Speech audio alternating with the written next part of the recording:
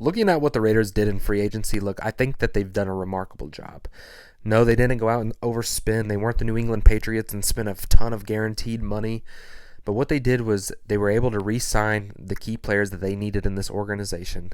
And Max Crosby, Malcolm Koonce, Adam Butler, fortifying what a strength is with the Raiders team, and that was always the defensive line. And then trying to acquire some talent in Alex Kappa and Jordan Meredith on a one-year, $1 million deal.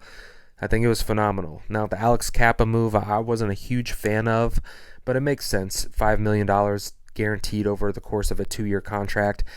It's really not that crazy of money, especially when you look at what some of the guards are getting right now in free agency. I don't even think it's necessarily starter money. I think it'd be low-end starter money, if I'm being completely honest with you.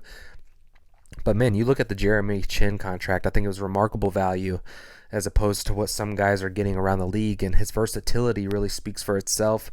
But really just the ability to go get an Eric Stokes and Elaine Roberts and really fortify and build the floor back up. Look, the Raiders had 20-plus free agents hitting the open market, and with that happening, the Raiders really have to rebuild the floor and the depth all over again on this roster, and I thought that was really important. I'm glad that John Spytek was able to recognize that and didn't shy away from the reality of the situation that is the Raiders.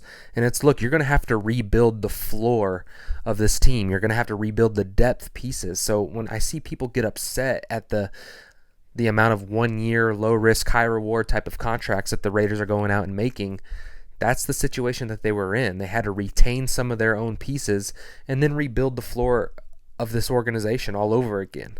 And I love what they've been able to go do. Now, we're going to have to pivot towards the draft right now. We're about a month and a week out.